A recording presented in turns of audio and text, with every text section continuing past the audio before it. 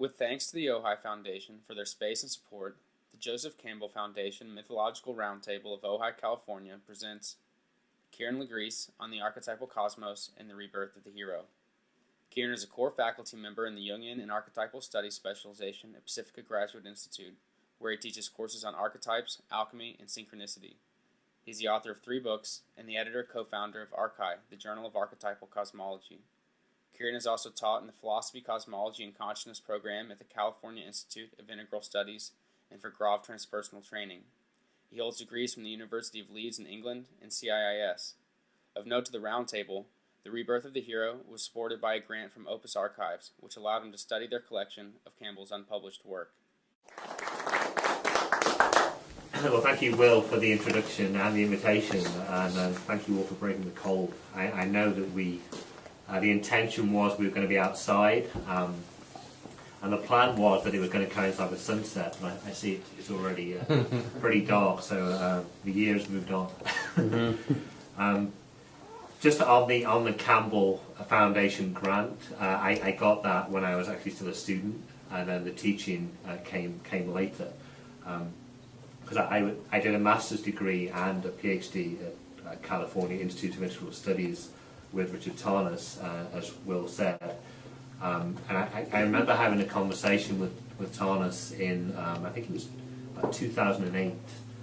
And I said to him, wouldn't it be great if there were a course on Campbell in the philosophy, cosmology, and consciousness like that? Because I knew, Richard Tarnas was with Campbell at Esalen, as was Van Groff. And it seemed strange to me that there was there'd been no course offering on Campbell's work. So I had this conversation with Richard Tarnas and said, great if we could have a course on Campbell. And he said to me, well, what are we going to include? Campbell's canvas is so large, he covers so much. What do you include in a course and what do you leave out? Well, nothing happened after that, and then in 2010, I got the chance to teach at CIS. The strange thing, someone dropped out with a summer course at the last moment, and they needed someone to fill in. So I said, great, could I teach a course on Campbell? And so they gave me just a 1-unit course. It was 5 classes, 5 3-hour classes. So I had to hastily design a syllabus for these classes. And I decided that I was going to focus on Western myth, Western spirituality. So I wanted to use Hero's Journey material, of course, because that's what Campbell is best known for. So I combined that with the Creative Mythology volume from the Masters of God. So this book, The Rebirth of the Hero, which came out earlier this year, really is an outgrowth of the syllabus that I designed for that course at CIS. And what I tried to do in the course was I wanted to help people understand how their own individual hero's journeys were, how they fit into the larger evolution of Western civilization. So, I'm a kind of big picture thinker. I'm interested in the history of Western thought, the evolution of consciousness, the role of the death-rebirth process in that evolution. So that's what I wanted to do. Because I felt that many people, when they go through psycho-spiritual crises or periods of transformation in their life, they tend to construe that experience wholly in personal terms. It's my transformation, is my existential crisis, and the nature of that experience is quite isolating anyway.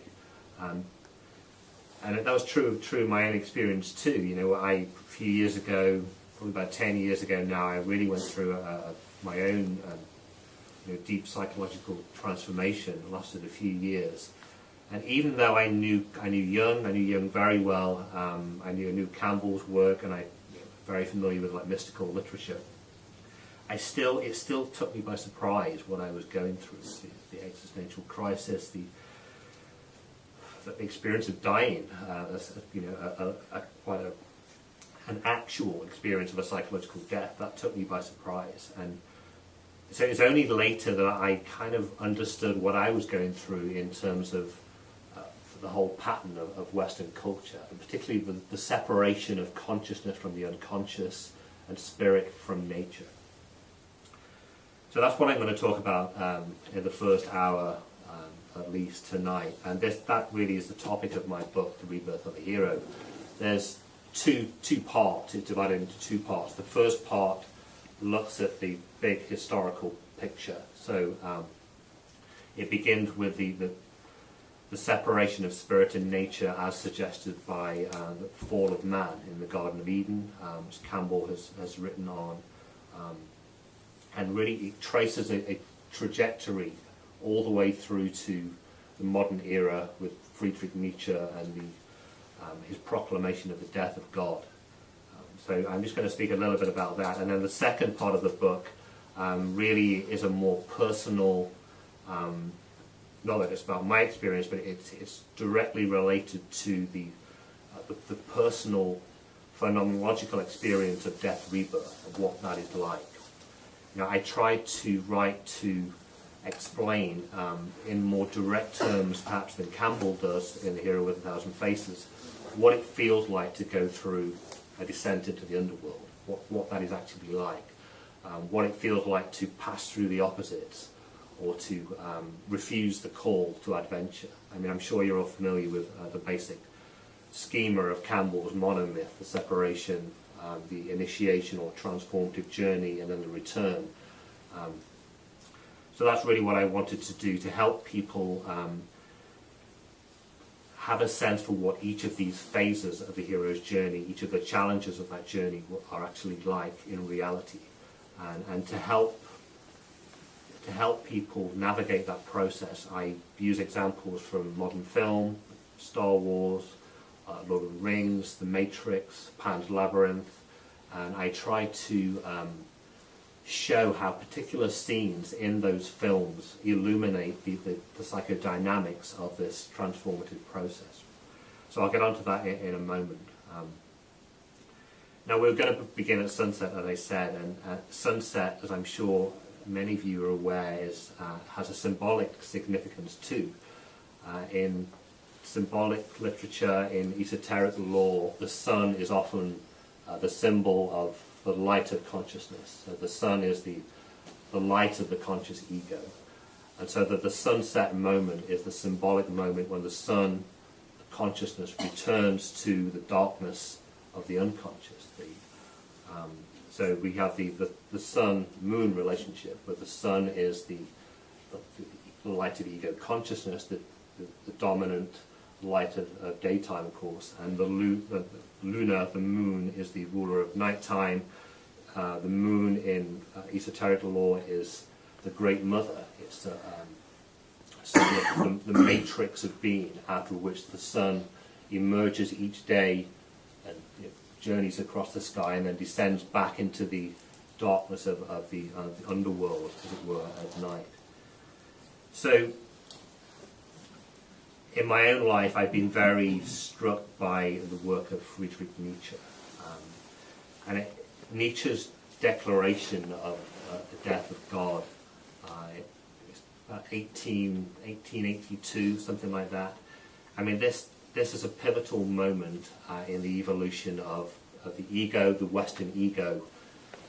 What I describe in this book is a journey by which the ego emerges out of a kind of initial union with nature. I'm sure many of you know the term participation mystique, like the idea that consciousness initially, millennia ago, was kind of entwined with nature. There was no clear, separate self-sense, that consciousness existed in a kind of half-light, a twilight existence. And then gradually the individual human self became ever more separate from nature. And I think this relationship between the self, humanity, and nature, I mean, you can see that in the way that civilization has become separate from nature. And you can also see that in psychological terms as the separation of the conscious, rational ego from the unconscious, from the instincts. So I think there's a parallel here. As civilization has risen up and been built upon nature, and in many cases set against nature, so the individual self, the ego self, has emerged ever more separate from its unconscious matrix. So, there are many events in the evolution of the Western world that were kind of catalysts or markers of this process. The fall of man, the separation of nature from spirit as one, and then all the way through to Judaism with Yahweh's Ten Commandments. If you think about what it's like to live your life according to moral commandments, what that means psychologically. I mean, each time you want to act instinctively, naturally, you have to check that impulse. Campbell makes this point. You can't just act instinctively because you're trying to live according to the dictates of Yahweh, some patriarchal God who lays down the commandments he must follow. So what that does is create a psychological tension.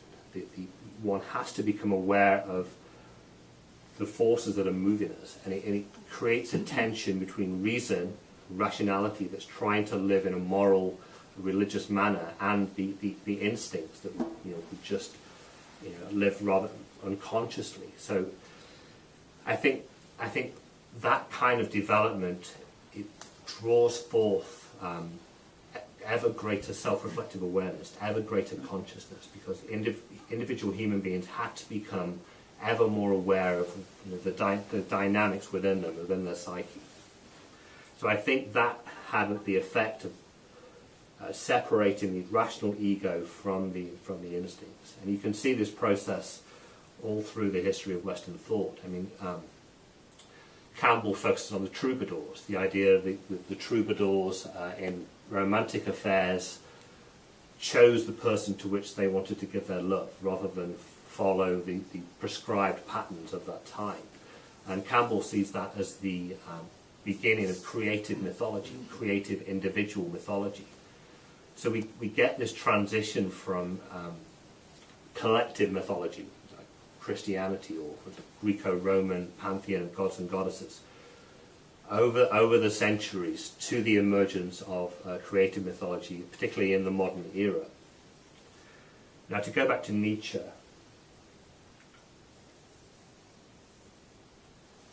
I think, can be seen as a pinnacle of egoic alienation from this deeper ground. So it's almost like, if you imagine that the sun is of ego consciousness, and it emerges from the darkness of this participational mystique, becomes ever more separate and rises to the pinnacle, the noon point, the apex. So Nietzsche is, in some sense, symbolic of this apex of the development of ego consciousness.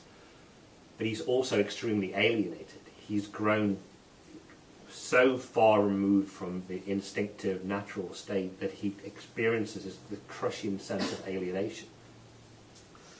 So that is why I think that Nietzsche is a philosopher of nihilism. Nihilism because he's so alienated within his own egoic existence that he can't see any meaning outside of that. He can't see any meaning in the world. He wants to do away with Christianity, hence the death of God. He believes the idea of God, the Christian transcendent father figure, is no longer valid, and this is the late 19th century. So he proclaims the death of God and tries to wipe away basically all of religion. He wants to go back to before Judaism, before Christianity, certainly, to a kind of Greco-Roman conception of the noble life, that it is really very, very distant from the Christian morality of like love of one's neighbour. He's really vehemently opposed to Christianity. So Nietzsche proclaims the death of God, but he also heralds the coming of what he calls the Übermensch, the Superman or the Overman. Two terms are often used to translate that. So I just want to read a couple of quotes from Nietzsche. And this is the great noontide. It is when man stands at the middle of his course between animal and Superman, Übermensch. and celebrates his journey to the evening as the highest hope, for it is the journey to a new morning. Then man, going under, will bless himself, for he will be going over to the Superman, and the sun of his knowledge will stand at noontide. So that's the great noontide. Nietzsche heralds, prophesies the descent of the sun down into the underworld, and this, of course, is a symbol of the descent into the underworld in myth, the individual's death rebirth process. So what my book is about really is this, the descent that follows when ego consciousness reaches a point of separation from the instinctive ground, the unconscious, from nature. There has to follow this rebirth process in order that a larger self, a new self, can be born. This is Carl Jung's idea of the self. You know, the ego is if we say I, that is the ego. That's the normal individual personality. And then the self, or for Nietzsche, the Übermensch, although those terms are not exactly equivalent, but are similar. The Übermensch, or the self, is this greater being, this greater, more holistic being that has assimilated the power of the instincts. Because what I believe happens is when the ego develops, becomes ever more separate from the instincts become repressed. And so this allows the ego to develop. You know, it means that if you say, you know, I want to do this, or I'm deciding I want to do this particular course of action, you don't get the instincts that totally overrun you.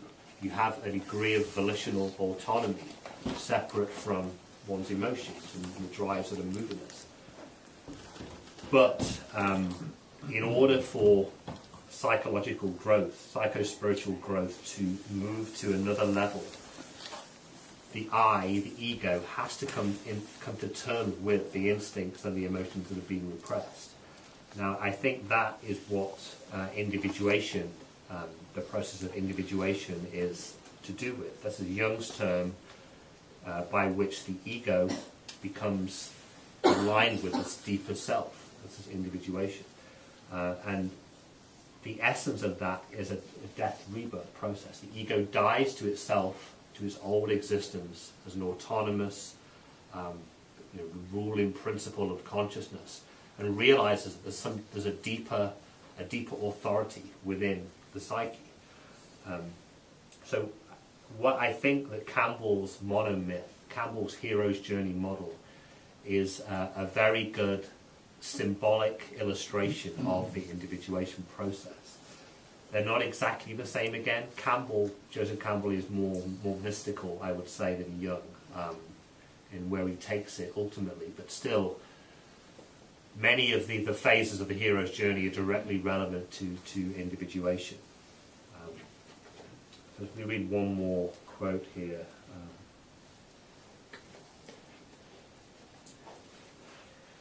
So this is Jung. So keep in mind, again, the image of the sun reaching its apex and then having to descend into the darkness of the ocean of the unconscious. So this is Jung. He's just discussing Nietzsche. When a summit of life is reached, when the bud unfolds and from the lesser the greater emerges, then, as Nietzsche says, one becomes two, and the greater figure, which one always was, but which remained invisible, appears to the lesser personality with the force of a revelation. He who is truly and hopelessly little will always drag the revelation of the greater down to the level of his littleness, and will never understand that the day of judgment for his littleness has dawned. But the man, the person who is inwardly great, will know that the long-expected friend of his soul, the immortal one, has now really come, a moment of deadliest peril. So there's so much in that quote there from Jung, but the idea of the one becoming two, when the ego, the I principle, becomes too separate from its original ground, its original instinctive existence, there can occur a splitting of the psyche. The psyche can split into two. One becomes two. And this, as the quote points out, is a moment of deadliest peril. It's a moment of great opportunity too, because that is when the deeper self emerges and makes itself known to us, to consciousness. But it's also incredibly traumatic. It can be very disorienting. I mean, Jung likens this process to being on a small vessel that's getting tossed around by the waves of the ocean. It's, you can lose everything psychologically that was secure to you when you were living at this egoic level of existence. But the ego, the shell of the ego, the bud unfolds, the shell of the ego is cracked open in order that the self can emerge and that the ego can realize this deeper self. So, I mean, for that reason, for the fact that it's so traumatic, the fact that one's very sense of I is being changed by this process, it makes it very difficult to bear, very difficult to navigate.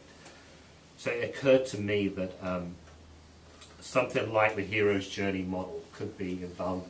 I mean, if you could recognize that this kind of process was happening in your life, and you had some orientation in the form of a mythic model that could help you through, how great would that be? I mean, otherwise, you're doing it yourself, you're on your own. I mean, and I think this was a problem for Nietzsche. Nietzsche was an extreme individualist, and so he wouldn't look back through the history of Western thought. He wouldn't look to even someone like Goethe as an example, and he wouldn't draw on that. He just dismissed everything and was totally individualist. And in the end, of course, he lost his sanity. But Jung, I think Jung's model of individuation is in some sense a response to what happened to Nietzsche. Jung and Nietzsche seem to go through similar transformative experiences, an encounter with the unconscious, an encounter with the instinctual, uncivilized, primitive depths of the psyche that kind of erupted and came to the surface. But Jung was able to prevail because he figured out this whole theory of archetypes and individuation. And then Campbell, as you know, I'm sure, used Jung's theory of archetypes to present a new way of understanding myth. The symbols of myth, the images of myth express archetypes, and they are universal stories. And the individual can attune to these myths, to these stories and images, and any individual can do that, and it can be a source of orientation for our lives if we know how to read myth symbolically. So again, that's something I try to do in my book, is to give examples of how you can use particularly modern myth, film in my book, as guidance for this transformative, this death rebirth process. So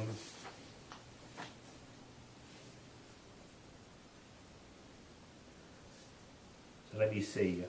Nietzsche knew this was, I think he sensed this was happening. He sensed that he was in this rebirth process. I mean, he describes going through he had crushing head pains, near blindness at times, and he was kind of caught in this intense struggle between the old ego, the old will, and the instincts that had erupted from the unconscious.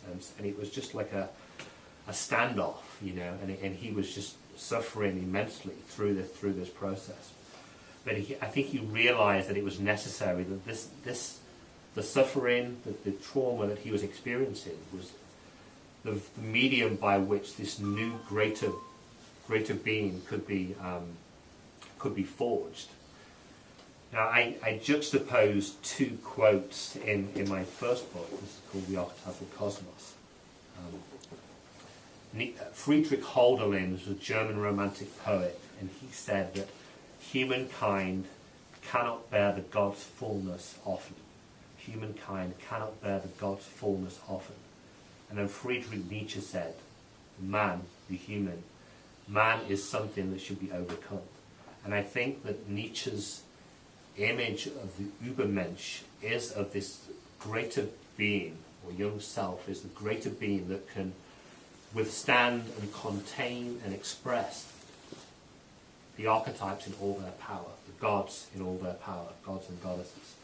So I think this is where the process is leading.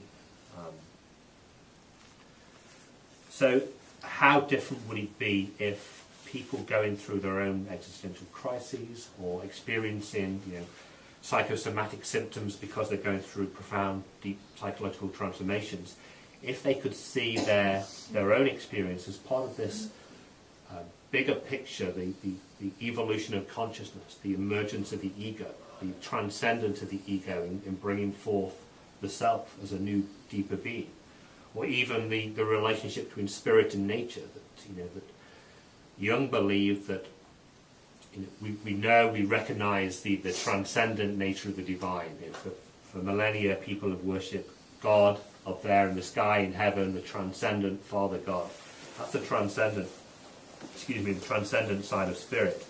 What we haven't recognized, what we've repressed, is what Jung calls the maternal ground. So it's the dark feminine spirit in nature. Jung uses the term the dark spirit in nature. He uses also the term the spirit of the depths. If you've seen the Red Book, that's the term he uses in the Red Book, the spirit of the depths. So I believe, I think that the next phase collectively of our psycho-spiritual transformation somehow involves a unification of the transcendent spirit with this immanent spirit, the dark spirit in nature. The Gnostics call it the slumbering spirit, the myth of Sophia. Sophia is this half of the divine that lies caught up in the chains of physis. Sophia is a goddess, the feminine half of the divine that lies in matter, in instinct. So that when we face our own instincts, our own repressed drives, if we can contain them and we can master those instincts to a certain extent, we can liberate the spirit that's within them. Jung discusses this in his alchemical works quite a lot. That the idea that instinct is both a compulsion, it's a negative compulsion that overtakes you. You can be possessed by a particular drive. You'd want to go traveling, you want to throw everything off. That drive can be so strong. When you fall in love head over heels, you give up everything for that experience. Drives can overtake us, they can grab us, they can possess us. So there's a destructive element there's a compulsive element to instinctive drives. But at the same time, that's where life is, that's where the spark of life is. And so if you can consciously come to terms with the instincts that are moving us, you can tap into that, the spirit, the spark of life within the instinct. And I think that's what is intended by this idea of liberating Sophia, liberating the dark spirit of nature, and affecting some kind of unification with the transcendent spirit. So it's masculine and feminine coming together, it's consciousness and the unconscious coming together, it's the transcendent and the immanent spirit and nature coming together.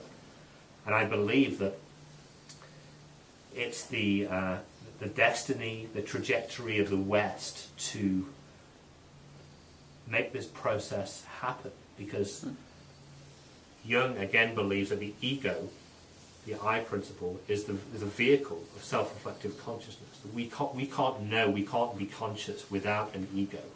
We can't say that, I know that I exist. You need an ego to do that.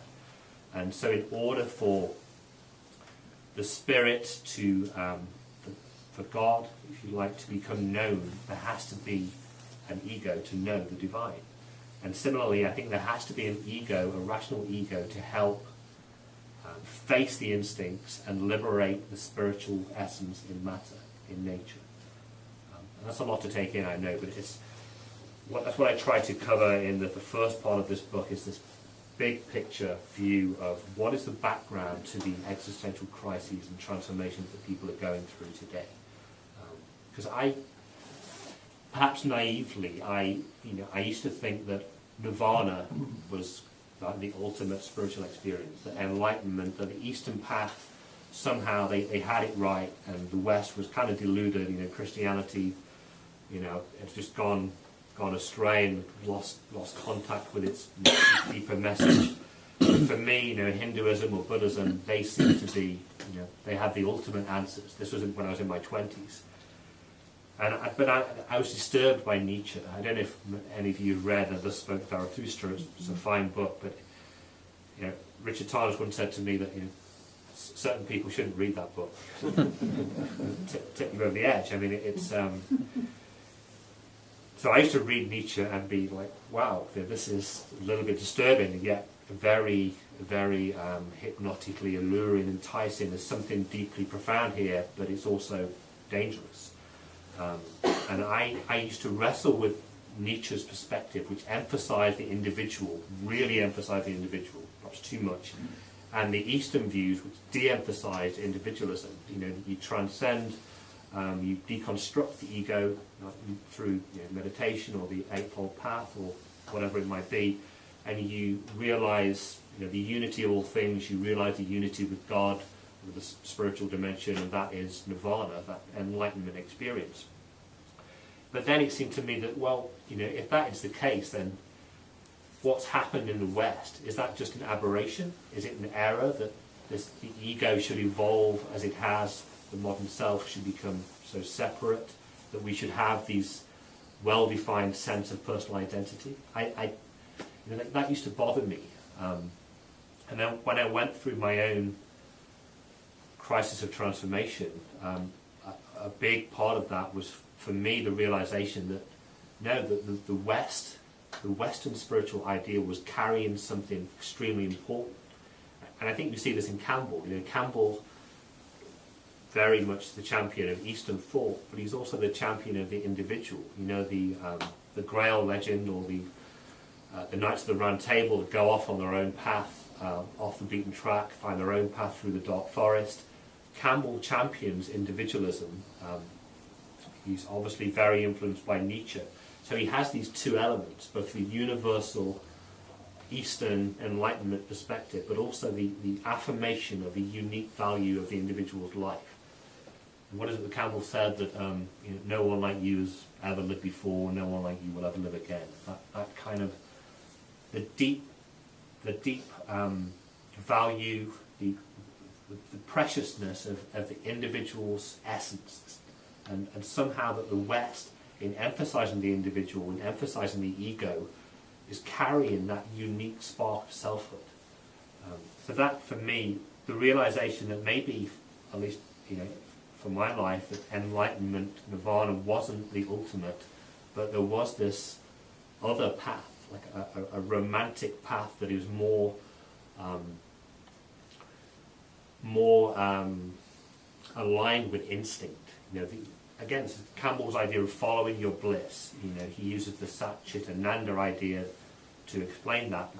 The idea of following your bliss really is finding that, what is it that grips you most? What is your life passion?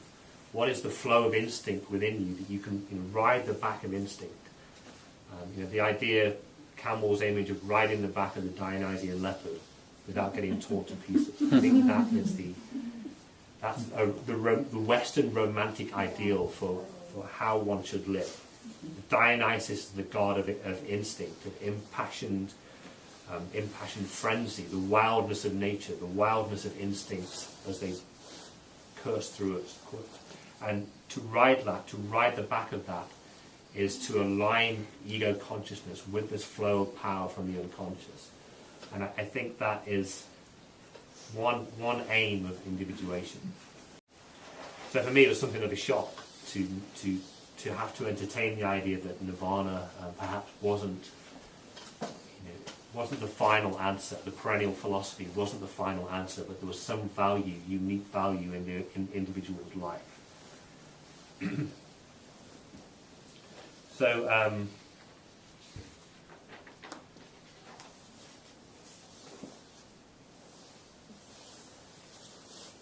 So what I wanted to do, that's basically a very brief summary of the first part of my book.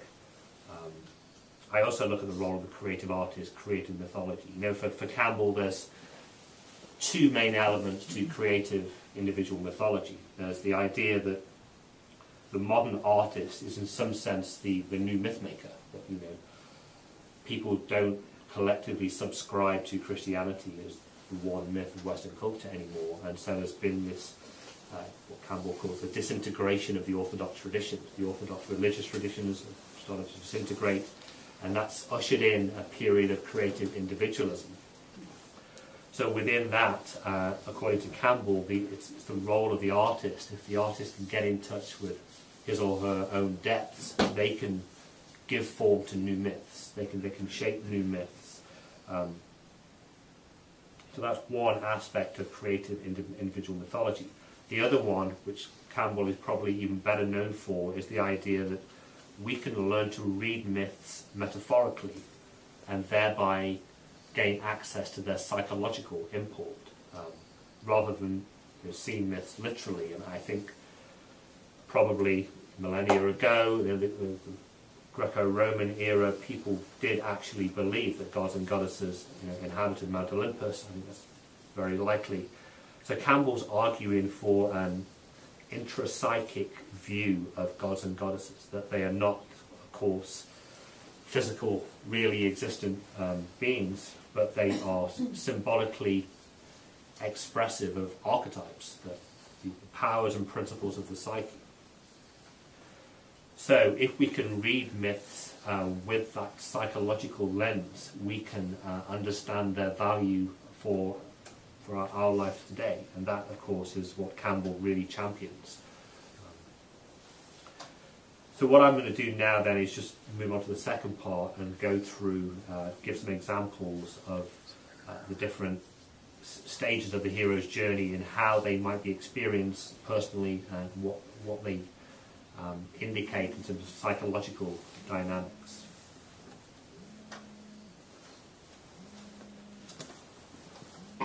So keep in mind then the three phases of Campbell's monomyth: separation, initiation and return. Departure, the road of trials and transformation, and then incorporation, return phase. So it's a triphasic model. And within those three phases you get different stages, subsections. I'm sure many of you know this already. So the call to adventure marks the beginning of the journey. We can think of Luke Skywalker in Star Wars, when I think he gets attacked by sand people and is knocked unconscious, and then Obi-Wan Kenobi, comes to his rescue. So he meets his mentor at that moment, and then returns. It has a sense of danger, that his guardians, his aunt and uncle, are in danger, and rushes back to the farm where he lives, and he sees the farm in ruins. His guardians have been slain. That is a call to adventure. I mean, that is where life unequivocally ends one phase of your existence and just pushes you on a new path, and you've got no say in the matter. I mean, for Luke Skywalker, and I think for many of us, there's often a yearning to do more with our lives. We feel called to, excuse me, some pretty carbonated water. We feel called to do something great with our life. We sense that within us, often from a young age. That the normal patterns of life can't accommodate what we want to do. So there's a sense of destiny.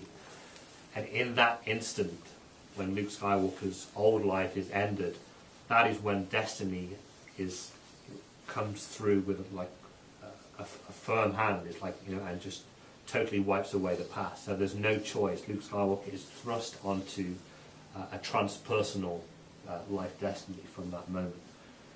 Another example would be in Lord of the Rings. Frodo Baggins talking with Gandalf, and he learns about the Ring of Power, and he reluctantly has to accept this mission to take the Ring of Power away from the Shires. The Ring of Power, so much symbolism with that, but it's in Lord of the Rings, each time someone puts on the ring, and it has like a possessive effect and I think they do this very well in the film, that it just, the integrity of individual consciousness is compromised by this, the power rush that the ring gives. And that is, to a certain extent, what it feels like when you're in the grip of an instinct. If you're going through a transformative process, an instinct can just come along and grab you, and in quite an unconscious way, and then that instinct could have you for a couple of days, and then another instinct comes along and knocks you another way. And this is Jung's idea of being like a small vessel, being tossed around by the waves, where the waves of the ocean is the unconscious. So this is the danger with the Ring of Power.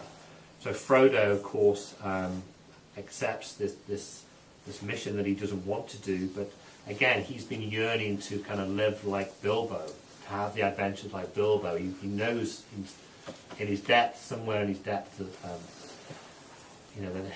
he has a potential for this greater life. And then when the moment comes, often many of us want to live a spiritual life, want to have our full life adventure, but yet it's so daunting when we actually have to take those steps on our path. So that's another call to adventure. The Wizard of Oz, Dorothy getting the dog Toto getting lost left outside, and she goes to find the dog and then gets caught up in the tornado and bangs her head. That is like a synchronistic, unexpected entrance into this whole magical world of the Land of Oz, which is like the journey through the unconscious. That's the suggestion. Some of you, I'm sure, must have seen Pan's Labyrinth. Came out a few years ago. Really good film. It's set in Franco's Spain and in the 1940s, just after the Second World War. And the main character is Ophelia, a young girl, and her mother is in a relationship with an officer in Franco's army. And they're going to start a new life with this officer. So the mother is pregnant, they're travelling along in a carriage, in a car, and then the mother feels nauseous, she's pregnant, and so the car comes to a halt. And Ophelia, the little girl, gets out of the car and is wandering around in the woods, and that's where she discovers this insect. This insect appears to her, and that is her call to adventure. The insect then leads her down into the Pan's Labyrinth, and that's the essence of the whole film. So again, it's this seemingly accidental development, the car stopping because the mother's sick, just at a specific moment of time, at a certain location, and that initiates the whole life adventure.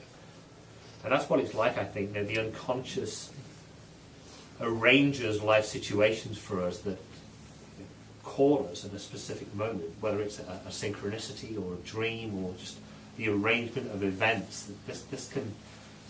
That can be how the unconscious reaches out to us and draws us along our path. And I think these kind of examples suggest that rather well. So that's the call to adventure, and that's the happy conclusion when the individual is able to follow the call that they receive. But I think more often than not, there can be some kind of refusal. Campbell calls it the refusal of the call, where there's, for whatever reason, the individual is just not able to respond to his or her life adventure. They're just not able to give themselves to it. There's resistance, or something prevents that happening. So this intrigued me, because I think the whole idea of not wanting to live your life adventure, I mean, that's quite intriguing, because I think a lot of us experience that. We really want a full spiritual life. We want to say yes to life, embrace the adventure, but then we've got to pay the bills, we've got to look after the kids, or whatever it might be. There are always 10, 20 things that prevent us from often fully committing to our lives. So they're the real world reasons. But I think often those reasons they're the physical expression of fear. Fear really is the guardian of the threshold, and fear is bound up with the structure of the ego. The ego complex is, in some sense, like a psychological form of the self-preservation instinct. We want to preserve our sense of I. We want to make sure that we're going to be okay in 2 days' time, in 2 weeks' time, in 2 years' time. It's a fear-based, no response to life that wants to accept the nice parts of life and protect us from the negative, from the painful aspects of life. And that is what the ego is, really. I mean, the ego is, to use Freud's term, is attuned to the pleasure principle. We want to live happy, pleasurable lives, and then the painful part of life is pushed into the unconscious. It becomes what Jung calls the shadow. So when we have to turn to face the shadow, it's incredibly painful because all the negative, painful aspects of life are there in the shadow. So I think that the refusal of the core reflects the psychological structure of the ego complex, that it's built around fear, and that this complex, this structure, has to be often systematically dismantled before we can say yes to our life adventure. You know, Campbell was the whole idea of following your bliss and having a yay-saying approach to life. This is the essence of Campbell's teaching. How do we develop that kind of affirmative response? I mean, because we're naturally going to hit on resistances, and really the individuation process, Jung's model of deep psychological transformation, that is to do with liberating libido, psychological energy that's trapped in complexes, and overcoming the resistance of the ego so that we can move towards this state of psychological wholeness. Now, I think, you know, Campbell talks a lot about the wasteland scenario, and I think that the wasteland scenario is to do with the kind of existential alienation of the ego. When the ego is so far removed from the instincts and cut off from the greater psyche, life can become dry, barren. There's no excitement, there's no flow, there's no passion. And this, of course, is the wasteland, the idea that there's no life revivifying water. Everything is dry and barren, desert-like, and water is a symbol of the unconscious. So when the ego is cut off from the unconscious, there's no flow of life, there's no flow of water, of power, of instinct from the unconscious. So again, I think that is the existential plight that many individuals experience today. You know, meaninglessness, angst, dread, you know, sense of you know, just disease, or you know, the whole range of psychopathology really that afflicts the modern world. I think that reflects this condition whereby the ego has grown to a point of being separate, even alienated from the larger psyche. So the wasteland and the existential crisis and the philosophy of existentialism, these are all, I think, articulating the same kind of experience. And this is bound up with a no response to life. The ego is, in some sense, opposed to the flow, the natural flow of life. And so this journey, the hero's journey, is to do with overcoming the resistance of the ego so that the life can flow again, the water can revivify the barren wasteland, and life can flourish. That is the aim. So it's a movement it's a movement from a no response to life to a yes response to life.